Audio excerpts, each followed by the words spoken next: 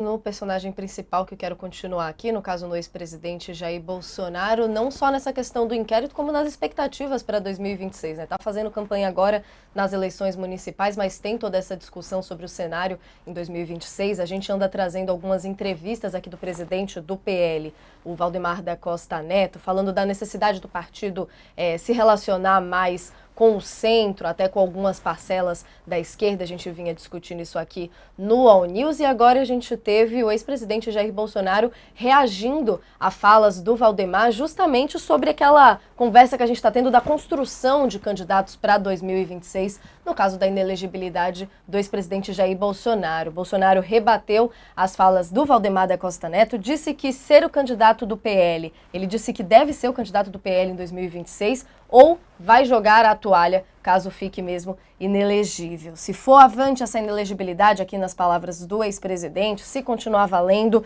eu jogo a toalha. Eu não acredito mais no Brasil, no meu país, que eu amo tanto. Bolsonaro mostrou essa irritação com as declarações recentes do Valdemar da Costa Neto sobre o nome da direita para as próximas eleições. Ele também rebateu dizendo que eu sei que não sou nada no partido, agradeço muito Valdemar por ser presidente de honra, mas candidato para 2026 é Jair Messias Bolsonaro. A gente lembra que ele está inelegível até 2030, mas rebate aí, Sakamoto, a fala do Valdemar da Costa Neto, citando Tarcísio e outros líderes da direita que poderiam ocupar esse espaço em 2026, em tom irritado, como a gente trouxe aqui, né?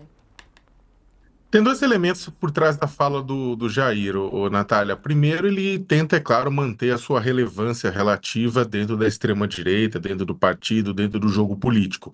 O que tornou-se, inclusive, mais importante depois que Pablo Marçal chegou a público, né, e mostrou que o rebanho da extrema-direita, que em determinado momento acompanhou o berrante de Jair Bolsonaro, pode se encantar por um outro tocador de berrante como ele mesmo, tocador de berrante, inclusive 2.0, né, mais alinhado com as tecnologias, com estratégias de comunicação e melhor comunicador que o próprio Jair.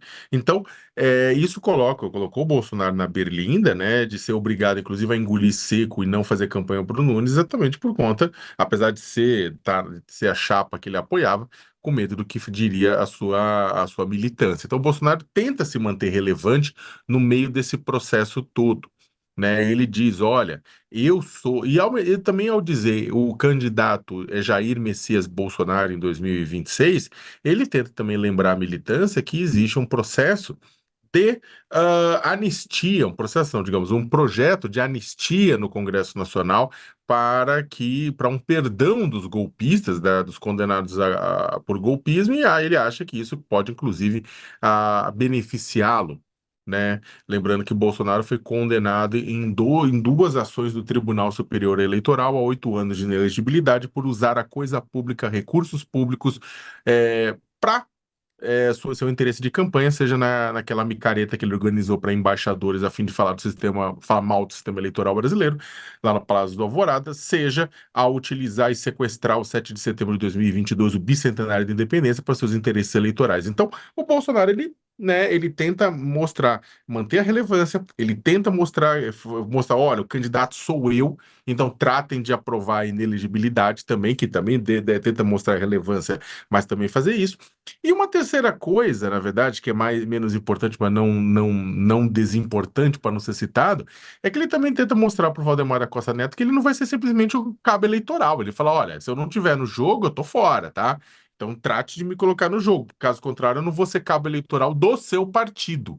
E é isso. O Bolsonaro nunca viu o PL como partido dele. Ele vê como um partido de aluguel para suas necessidades. Só que o PL não é o PSL. O PL é grande. O PL era bem maior, né, do que o Bolsonaro. Os bolsonaristas que entraram lá, Valdemar da Costa Neto muito espertamente utilizou esse momento com o Bolsonaro dentro para fazer crescer. Valdemar da Costa Neto que já esteve ao lado do PT e do Bolsonaro. Né, ali se adapta, né, às necessidades. Então, Bolsonaro avisa, eu não vou ser só cabo eleitoral, não. Então, trate de ver isso aí, caso contrário, eu tô fora, né? Então, são os recados de Bolsonaro. Só que, para terminar, Natália, agora com essa própria notícia do Aguirre Talento, mostra que o Bolsonaro vai precisar mais do que nunca dos advogados pagos pelo PL para defendê-lo. Exatamente porque agora vai começar o calvário criminal. E para você, Josias, como está aí a relação de Bolsonaro com o PL? O que você sente dessas declarações dele? O Bolsonaro está numa tática de sobrevivência, né? Ele, nessas urnas de 2024, algumas praças, sobretudo a eleição de São Paulo, mostraram para o Bolsonaro que ele já não é tão necessário, né? Não é necessário nem para o seu eleitor. O eleitor que votou no Bolsonaro lá em 2022 transitou livremente aí nessa eleição de São Paulo. Um pedaço foi para o Ricardo Nunes, o outro pedaço foi para o Pablo Marçal no primeiro turno. Isso tudo a revelia das posições do Bolsonaro, que funcionou ali ou se comportou como um ioiô, né? Ora de um lado, ora do outro. E o Valdemar Costa Neto, ele fareja o futuro do Bolsonaro com a experiência de quem já passou pela cadeia no escândalo do Mensalão. Ele já era um homem muito pragmático, a prisão deixou o Valdemar ainda mais prático. E ele está identificando a necessidade de deflagrar uma articulação, ainda que em marcha lenta, para se tornar relevante em 2026. Por isso, ele reconhece tacitamente, sem declarar, ele reconhece a dificuldade de aprovar uma anistia para livrar as culpas do Bolsonaro e já está injetando a candidatura presidencial do Tarcísio de Freitas nos seus planos. O Valdemar como que antevê a óbvia necessidade de aproximar o PL, arrastado pelo bolsonarismo para a extrema-direita, ele vê a necessidade de atrair o seu partido ou de encostar o seu partido no centro, porque é o centro que vai decidir. O centro decidiu a eleição em 2022 a favor do Lula, o centro decidirá a eleição nesse Brasil polarizado, seja qual for o representante da direita, seja qual for o representante da esquerda, ou Lula, ou alguém que ele indicar do outro lado, ou Tarcísio, ou alguém que se dispõe a representar esse bloco, seja quem for o candidato de cada uma das partes, o centro é que vai desempatar esse jogo. O país está praticamente dividido ao meio, né? E o Bolsonaro, ele está vendo que ele pode chegar a 2026 irrelevante, porque vai estar mais perto da cadeia do que do palanque. O momento mais sublime da carreira política do Bolsonaro foi aquele eh, foi aquele que ele pretendia executar no momento em que a maioria do eleitorado brasileiro o arrastou para fora do palco, em 2022. Depois do fracasso do plano de obter uma reeleição, aliás, imerecida, o segundo marco mais admirável da trajetória do Bolsonaro foi o expurgo das urnas de 2020. Né? Aliás, das urnas de 2026. Ele está sendo expurgado das urnas de 2026. E o terceiro instante mais memorável da carreira do Bolsonaro vai ser o encontro dele, da sua precariedade delituosa, com as sentenças que aguardam ali na fila do Supremo para acontecer. Então, ele está trafegando em direção à inexpressividade na próxima sucessão presidencial. O Valdemar simplesmente está enxergando esse processo e está contemplando as alternativas.